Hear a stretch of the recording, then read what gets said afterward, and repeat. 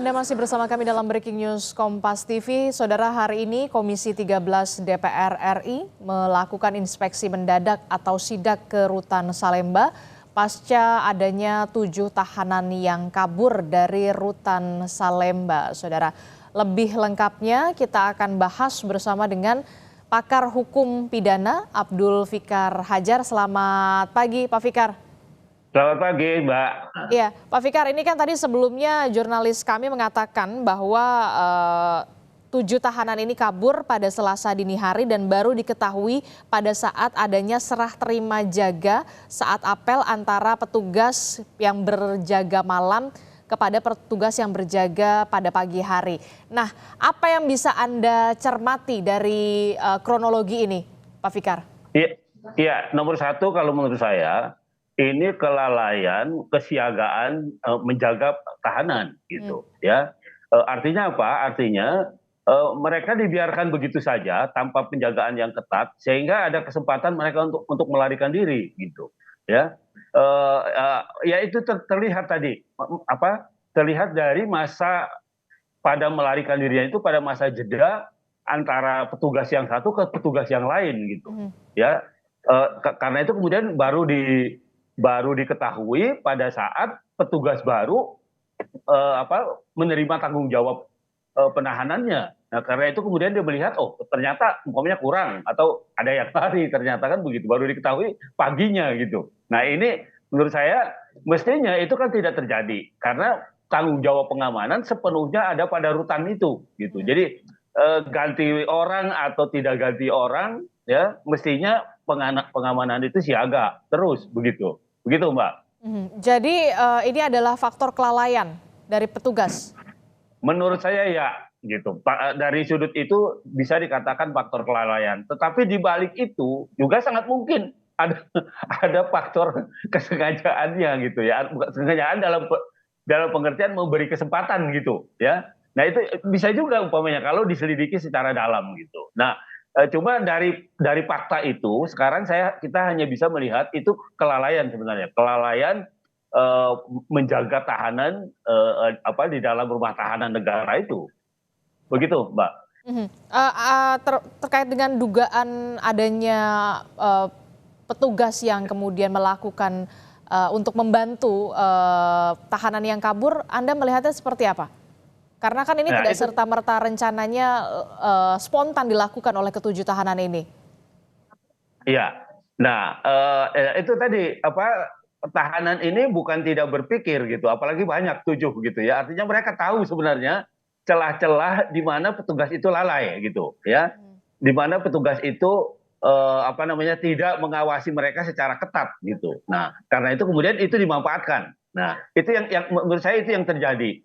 Nah bisa jadi juga itu juga hasil interaksi mereka dengan umpamanya orang dalam dan tahanan yang sengaja membiarkan. Nah, bisa jadi juga kejadiannya seperti itu. Tapi indikasi itu kan belum kelihatan gitu. Artinya ini tergantung pada pemeriksaan terhadap peristiwa ini gitu ya. Apakah ini akan menjadi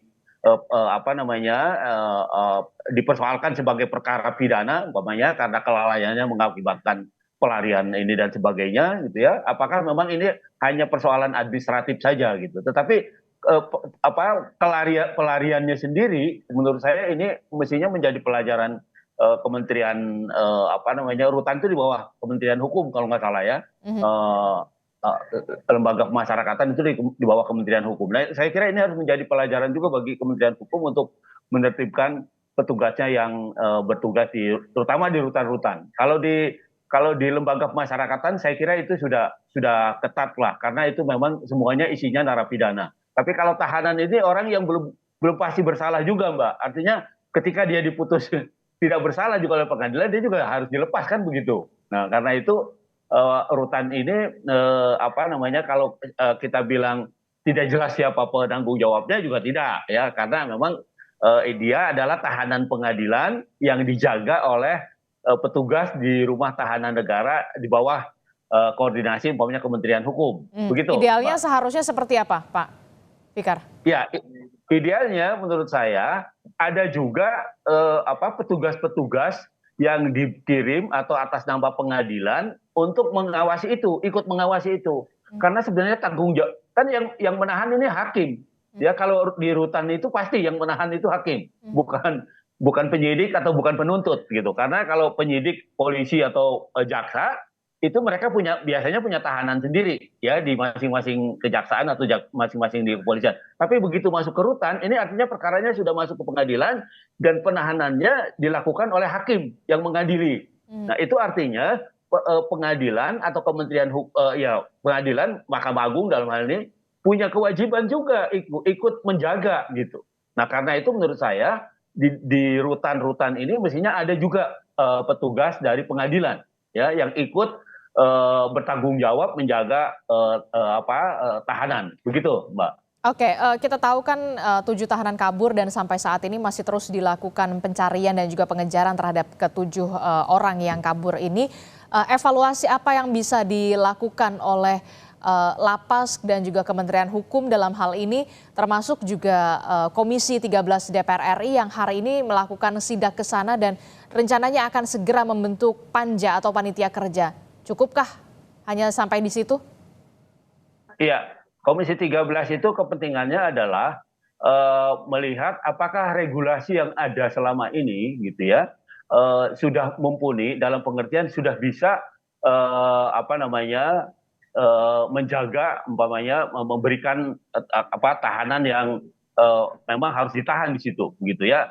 Jadi dia dari sudut legislasi sebenarnya, dari sudut apakah ada kekurangan pengaturan gitu. Nah, artinya kalau memang ada, maka DPR akan melihat celah-celahnya di mana sebenarnya kekurangan pengaturan ini. Dan salah satunya kalau menurut saya itu tadi yang saya sebutkan bahwa mestinya di rutan pun ada petugas instansi yang punya kewajiban, yang punya kewenangan menahan. Gitu. Dalam hal ini umpamanya peradilan itu tadi ya dari Mahkamah Agung atau dari pengadilan ada ditaruh orangnya di rutan-rutan itu untuk bertanggung jawab terhadap tahanan-tahanan itu. Nah itu dari sudut legislasinya gitu. Dan dari sudut yang lain, saya kira ini harus menjadi pelajaran dalam pengertian kan gini, pengamanan di rutan itu menurut sepengetahuan saya tanpa keterlibatan kepolisian gitu ya. Artinya pengamanan PAMDAL, pengamanan dalam itu biasanya cuma ya. Nah, karena itu menurut saya ke depan juga tidak ada salahnya melibatkan kepolisian gitu ya.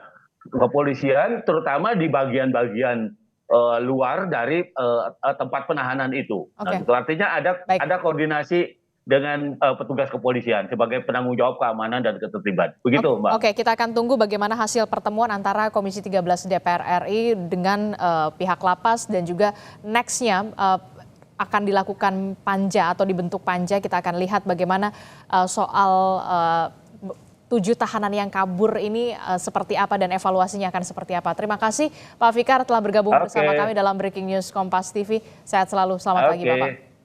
Selamat siang.